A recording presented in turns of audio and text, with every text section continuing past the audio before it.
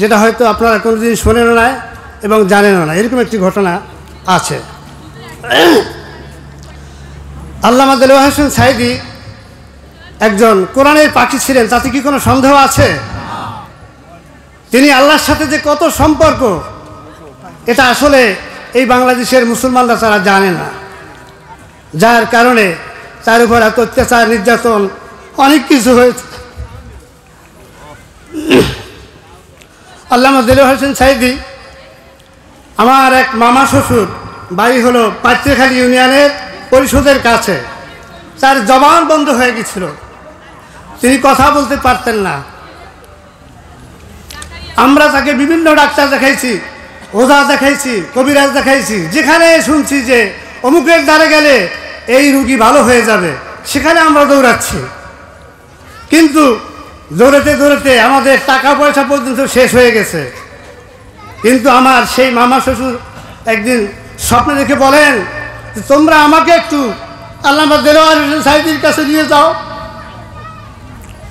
তখন আমি সাঈদী সাহেব 2005 সালে ওনার নাম্বার, কন্ট্যাক্ট নাম্বার ছিল আমার কাছে। আমি সাঈদী সাহেবকে ফোন দিয়েছিলাম, হুজুর আপনার কি কাছাকাছি কোথাও কোনো প্রোগ্রাম আছে? আমার একটু বিশেষ প্রয়োজন। বলল কেন? যে আমার এক মামা শ্বশুর, তিনি বোবা হয়ে গেছেন, কথা বলতে পারেন না, আপনাকে একটু দেখা করবে, আপনার কাছে একটু যাবে দোয়ার জন্য। তখন তিনি বললেন যে আমি 20 ফাল্গুন সাঈদী ফাউন্ডেশন পিরোজপুরে মাহফিল করতে আসবো, আপনি সেখানে পাঠিয়ে দিন। আমি আমার সেই মামাকে তার সাথে একজন সঙ্গী হিসাবে পাঠিয়ে দিলাম। তারা যেতে যেতে একটু দেরি হয়ে গেছে, তিনি মাহফিল শুরু করে দিয়েছেন। মাহফিল শেষ হয়ে যাওয়ার পরে এত লোকের ভিড়, তিনি তার সাথে সাক্ষাৎ করতে পারছেন না।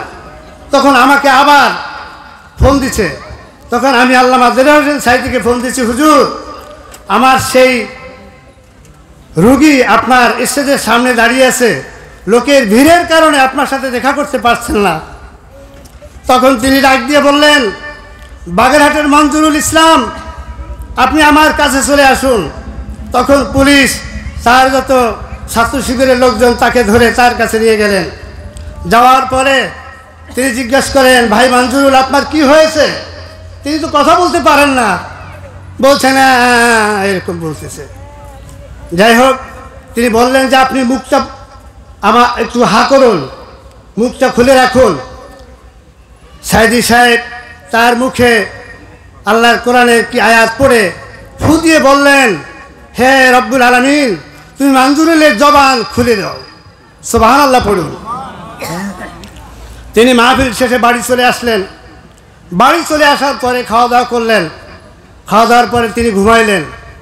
ফজরের সময় আজানের আগেই তিনি উঠে উজু টুজু করে এখন বললেন যে মসজিদের চাবি, একটা কাগজে লিখে দিয়েছেন যে মসজিদের চাবিটা কোথায়।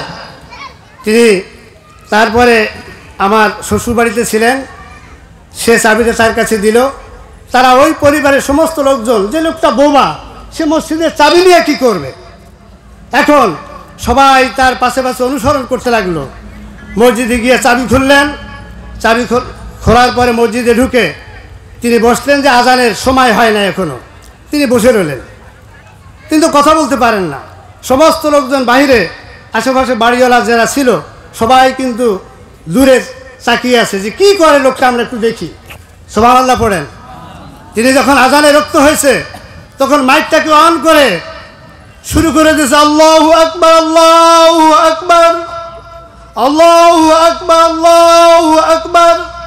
আজান শুরু করে দেওয়ার সাথে সাথে তার জবান খুলে গেছে, বলুন সুবহানাল্লাহ। সমস্ত মানুষ, এলাকার সেই ফজরের নামাজ মনে হয় যেন ঈদের নামাজে পরিণত হয়ে গেছে, বলুন সুবহানাল্লাহ। আল্লামা দেলোয়ার হোসেন সাঈদী কোন তবকার লোক ছিলেন আপনারা এখন বুঝে দেখুন, বলুন সুবহানাল্লাহ।